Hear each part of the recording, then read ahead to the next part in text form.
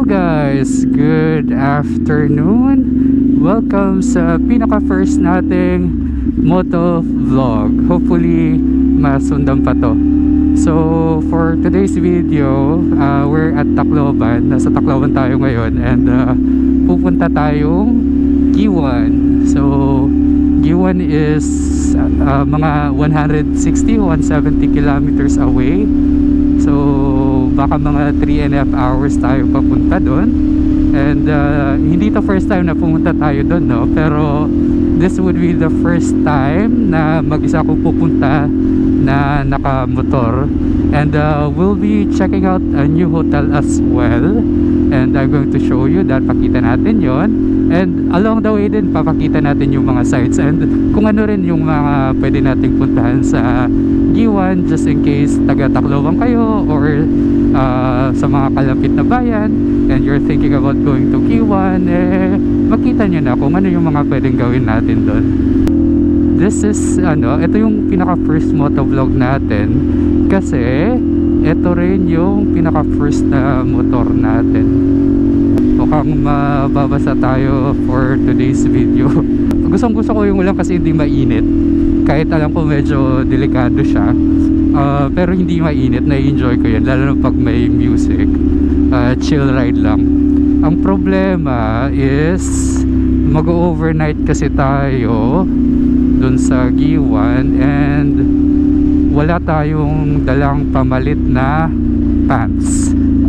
Okay, may extra tayong mapampatulog pero wala tayong extra na riding pants. So bukas ito basang-basa tayo magra-ride pa rin. So ito yung pinakauna kong motor. To be honest, dati I've been para nakakotse na ako talaga. Hindi pa ako nagkaroon ng motor kasi ang iniisip ko noon, ba't pa ako magmumotor? Naka 4 wheels na ako may aircon pa, di ba? Tapos dati kasi akong nag-training sa ambulansya and yung mga rinorespondehan talaga namin is mga mga aksidente sa motor. So safety wise, convenience wise, para sa akin it didn't make sense talaga. Pero ngayong na nasa Tito age na tayo, lumalabas sa Facebook, sa social media ko na uy, ganda pala nito, no?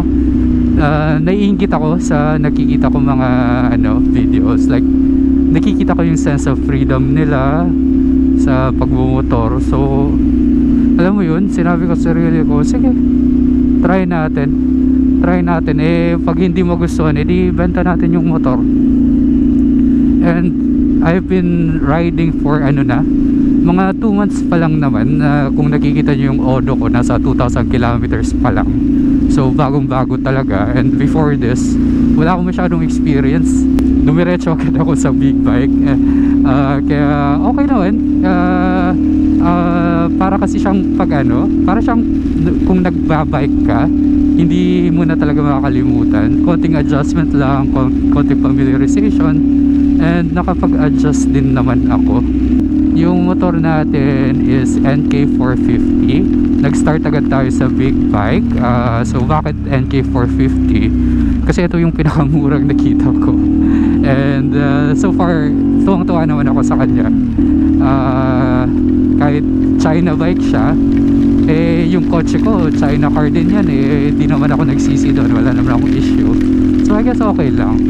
And as a rider, as a new rider, like legit na new rider talaga, okay siya. Masaya siyang gamitin, no? May aksidente na naman dito. Madalas talaga aksidente dito sa area na to kasi ang luwag ng kalsada. Sayang, uulan din nyo makita yung San Juanico from here. Anyway, mamaya dadaanan naman natin yan. Saan nga ba ako? Oo. Bakit NK450? Kasi ito yung pinakamura. And bakit naman nag big bike ako agad? Kasi wala lang, gusto ko mag big bike Bakit ba? Ang gusto ko talaga nun was the CF Moto 675 SRR, yung sport bike nila na 675cc.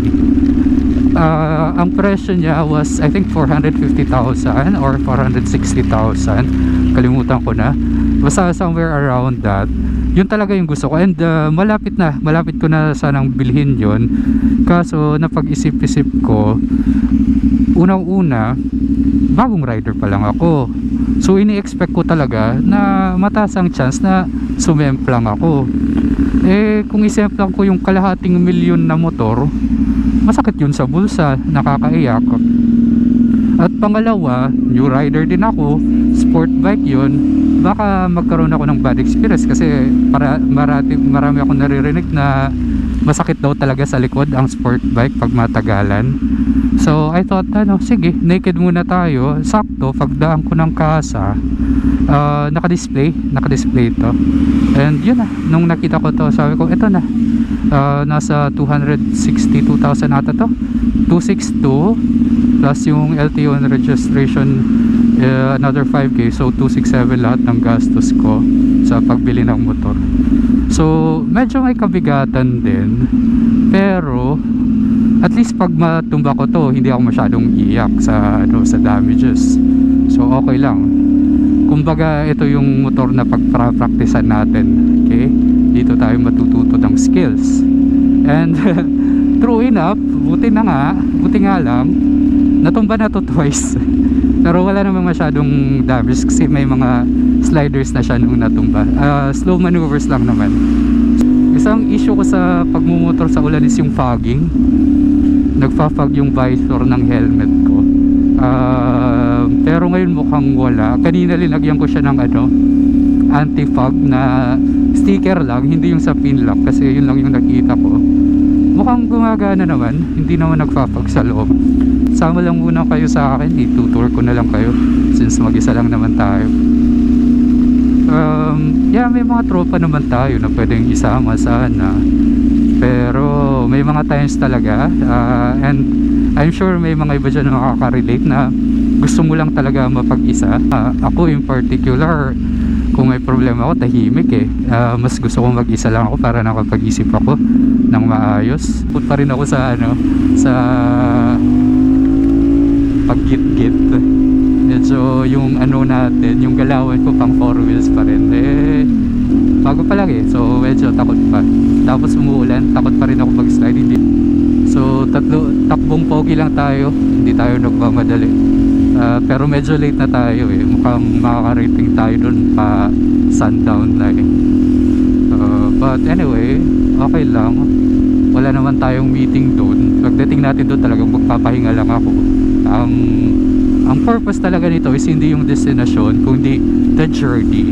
Yun yung therapeutic sa ating mga motorista or mga nagra-rides. So something interesting lang yung nakikita nyo, but to my left, yan yung EVMC, Eastern Visayas Medical Center, the biggest hospital sa buong Region 8. May mga friends tayo na nagtatrabaho dyan.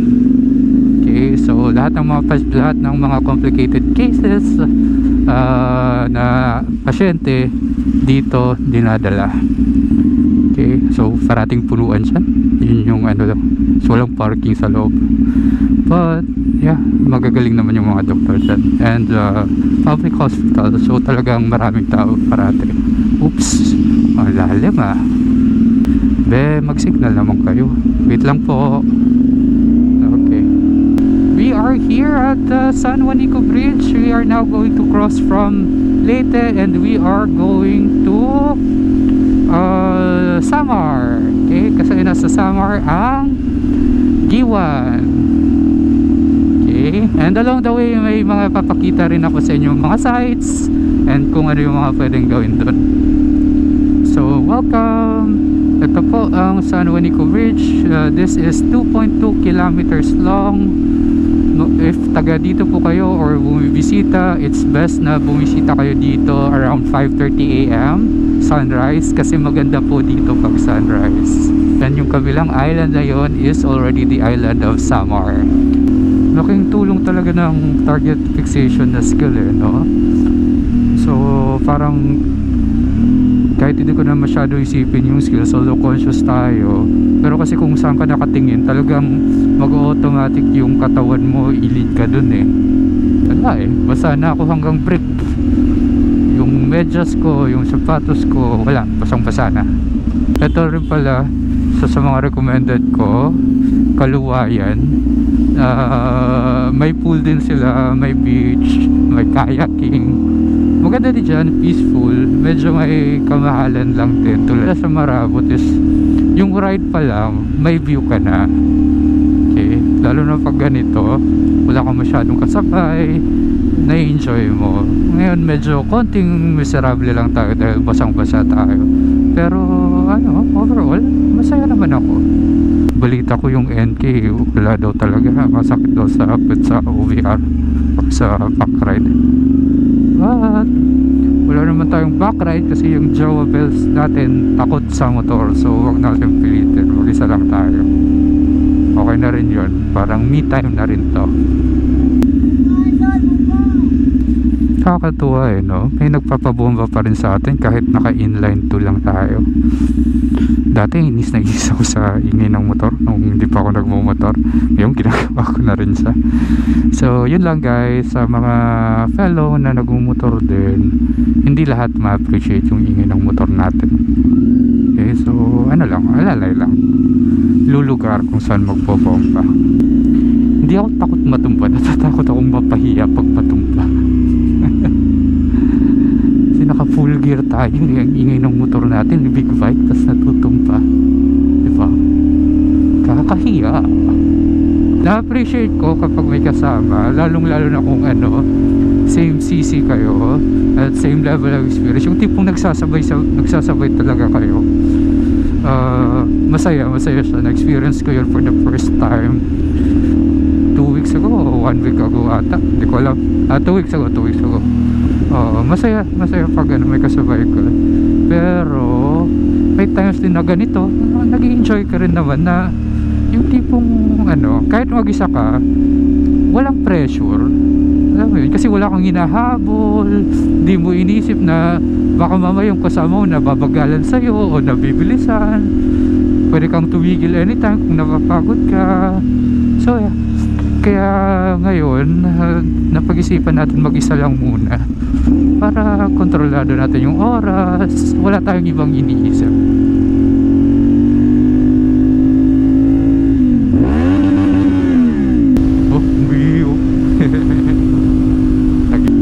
Oh, dagat. Wow, dagat. Sarap.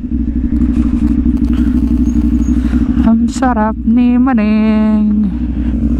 So ito mo yun, may paa doon. So parati ko yung nakikita pag nandito. Yan yung sign na ano, nasa Marabot na tayo. Yung paa na yan. So hi guys, nasa na tayo. So it's a very new hotel. Wala pa silang active yung restaurant, so lalabas tayo. And now we are going to check out our room. Thank you. Tapos kung may kailangan, doorbell lang ako doon, no? Thank you. Listed siya sa Agoda for like 1,900, pero with the taxes and fees, umabot siya 2,400. So I think this is very decent, Okay, so we have double bed, double ata to or queen, not sure. So may AC, mukhang maliit yung AC. Magbibigyan tayo dito sa lamig. May TV, may wifi sila, which we will try mamaya. Tingnan natin yung CR. Okay siya, malinis kasi bago. So yeah, that is it for now. Mag-unpack muna ako. Tapos pahinga konti. Tapos maghanap ako ng mga kakainan. Ay, nako. Umulan ba? Or hingi lang ng electric fan? Hingi lang ng electric fan. So, unpack muna, pahinga, then hanap tayo pagkain. We're at the, what do you call this? Yung isang hotel, villa. Yung pinagsayan ko dati. So, nandito yung restaurant nila, nandito yung pool, may cottages. Pero yung hotel nasa kabilang side ng street. The reason ba't hindi tayo dito today kasi we just wanted to try out other hotels. So ito yung view niya, maganda mag-picture doon, tapos yung backdrop nyo is yung dagat. So ngayon medyo madilim na, so hindi na siya masyado ma-appreciate, but if you come here like before 4 or before 3, It really looks good. So, good morning guys, it is 5 a.m. dito sa Giwan Eastern Samar, Barangay Kalikuan. Medyo kagising na natin, nakapagkape na tayo. And ito yung hotel na pinagstayan natin, which is called Casa Nala Kalikuan. So bagong-bago pa lang yung hotel na to. In fact, wala pa silang operational na restaurant. Okay, so kagabi I had to go to kalimutan ko yung pangalan ng hotel din. Basta yung pinagstayan ko dati dun sa ano na yun, sa may building na yun. Ayan, so call start muna tayo. Ooh. So habang nagpapainit siya, ang goal natin for this morning is pakita ko sa inyo yung mga pwede nating gawin dito sa Kalikuan, Eastern Samar, or pakita ko muna sa inyo yung morning view ng Kalikuan, Giwan, Eastern Samar. So kahapon kasi dumating tayo, hindi pala naka-off pala yung mic natin, so hindi natin hindi natin nagamit yung GoPro. Anyway, so ito po yung view ng Giwan, Eastern Samar. Dito po pumupunta yung mga tao taga Region 8 para mag-surf. So ngayon, early morning, wala pang tao, pero pag hapon marami dyan nagsusurf. You can also take surfing lessons. Nagpaparenta sila sa board, nagpaparenta sila ng board dito. Ito yung entrance, or ito yung area na pag-inquiran nyo papuntang Linaw Cave, maghanap kayo ng guide dyan.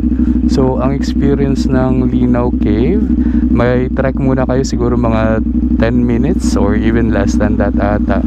So 10 minutes walking muna kayo or trekking, pupunta kayo ng cave, mag-transfer kayo sa loob, tapos siguro mga 10 minutes lang na pag-transfer sa loob.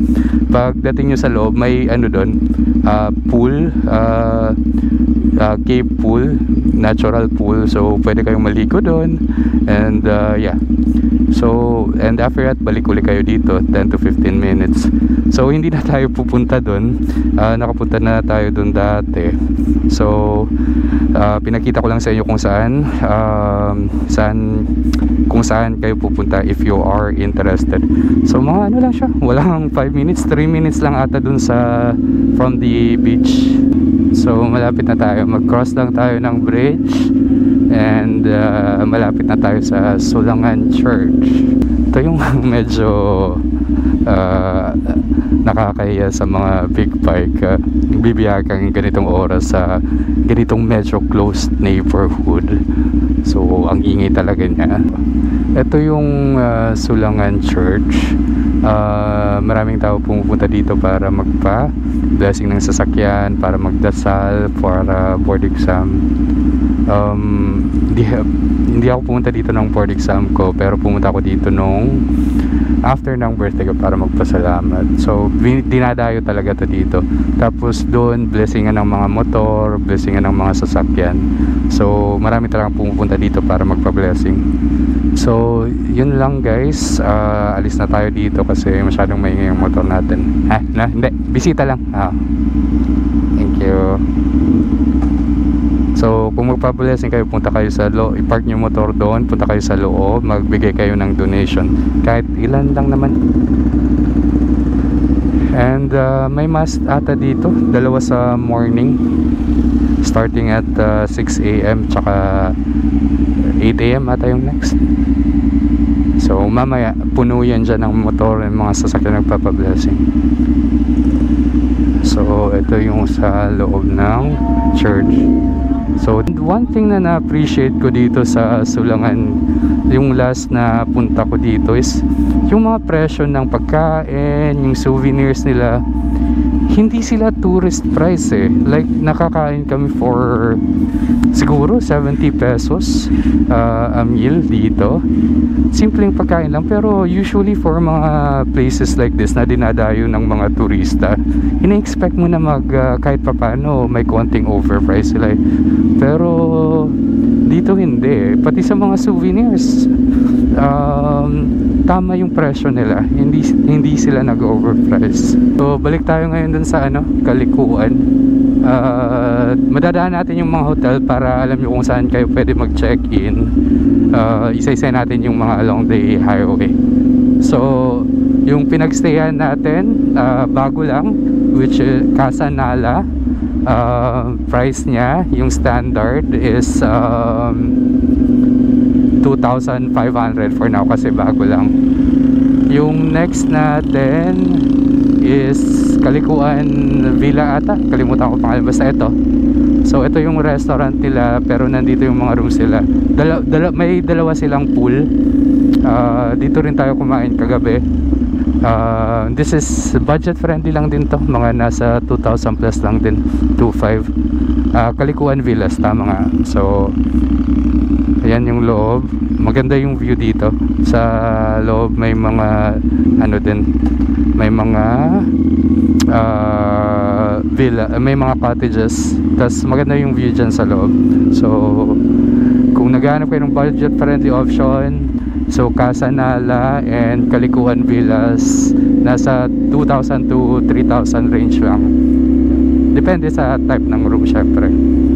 So dito naman tayo sa mga mas premium na hotel natin dito.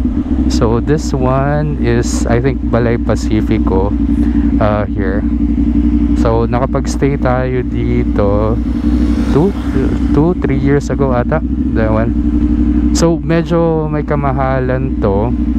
I think yung last day ko dyan, naman, yung villa kasi sila. So last day ko was around 7,000. So okay naman, reasonable naman yung price niya kahit mahal. Good for 4 people ata. So 2 floors, yung room sa nasa taas, may kitchen and living kayo sa baba. So justifiable yung presyo. Pero I think ngayon mas mahal na sila, 10,000 ata. Ito naman is yung Gray Inn. So hindi pa tayo nakapag-check-in dito, pero kinonsider ko to when I checked Agoda. Nasa here 4,000 ang standard room nila. So queen size bed or double size bed. Hindi pa tayo nakapag-check-in dyan, so hindi natin yan mabigyan ng review. Ito na. So wala siyang marker, so ingat lang guys, baka ma-miss nyo siya, baka magdiretso tayo. Kung hindi nyo alam, medyo mahirap talaga makita, wala siyang marker whatever. So tandaan nyo lang yung arko na to, arko ba tawag dyan? Yan, basta malapit lang siya from the beach. Tapos lalakarin natin yan ng konti, siguro mga 5 minutes, 10 minutes din, and doon natin makikita yung lighthouse. Oh, ang ganda ng sunrise, oh. Sige, palipad tayo ng drone. Alright, punta tayong DJI.